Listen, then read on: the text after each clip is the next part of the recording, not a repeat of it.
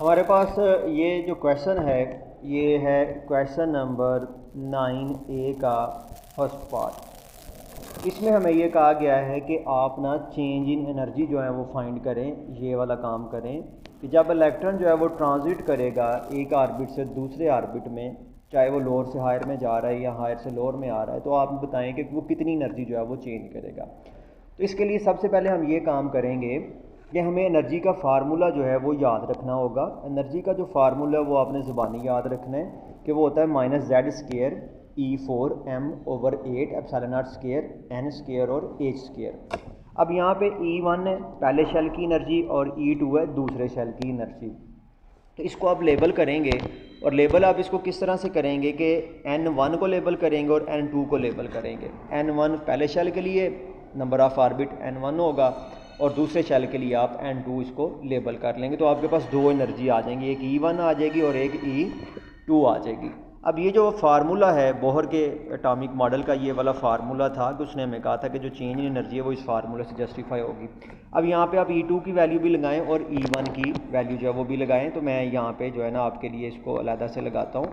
पहले मैं यहाँ पे E2 की वैल्यू जो है वो लगाऊंगा, तो वो आएगी -z² E4m/8 ε0² n² और h² माइनस।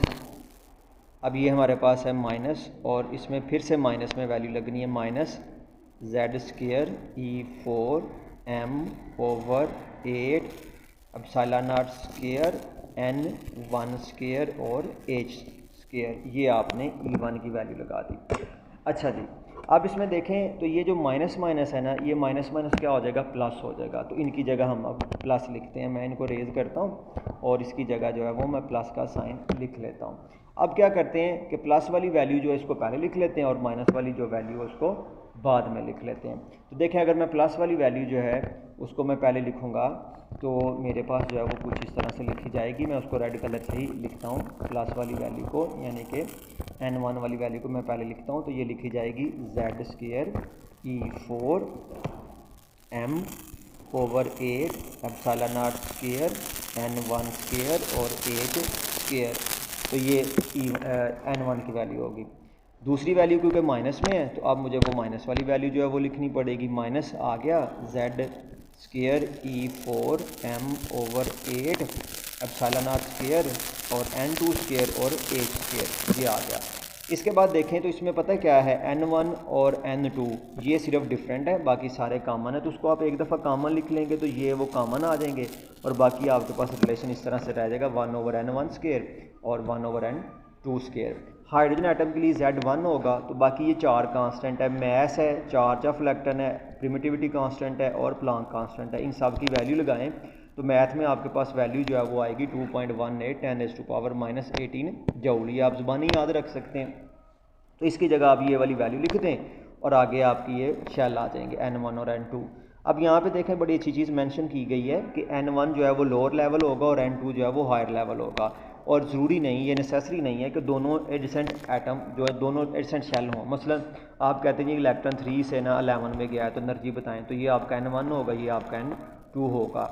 और अगर कहा जाता है कि नहीं वो 11 से 3 में आया तो एनर्जी जो है वो रिलीज़ कर रहा है वो बताएं, तो आपका N1 जो है वो 3 होगा और N2 जो है वो 11 होगा। तो लोअर और हायर का कॉन्सेप्ट जो है वो आप इसमें याद रखेंगे। तो इस तरह से जो है ना वो एनर्जी हम इसमें फाइंड करते हैं। अच्छा, नेक्स्ट अगर आप इसमें देखें तो नेक्स्ट जो है ये हमारे पास है क्वेश्चन है 9A का सेकंड पार्ट है। आप कहते हैं कि नहीं ये जो एनर्जी इमिट हो रही है ना आप इसको फ्रिक्वेंसी में कन्वर्ट करें।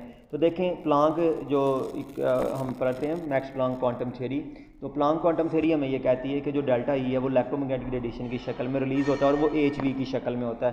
तो अब आप सिर्फ इस डेल्टा ई की जगह HV लिख देंगे तो ये HV आ जाएगा। अब आप ये न्यू जो है V जो है वो फ्रिक्वेंसी, आप फ्रिक्वेंसी फाइंड करनी है तो H उठा के इधर ले आएँ। तो मैं अगर इस वाली इक्वेशन से इसको सॉल्व करता हूँ, मुझे ये ज़्यादा इजी लगता है, तो मैं लिखूँगा कि जो फ्रिक्वेंसी है ये होगी आपकी 2.18 10⁻⁻18 ओवर एच की वैल्यू लिख लेते हैं 6.626 10⁻⁻34 और आगे वही वाला रिलेशन 1/n1² माइनस 1/n2²। तो आप इसको इस तरह से भी लिख सकते हैं, आप ये मैथमेटिकल वैल्यू भी लिख सकते हैं और इंग्लिश में जो वैल्यू है वो भी लिख सकते हैं।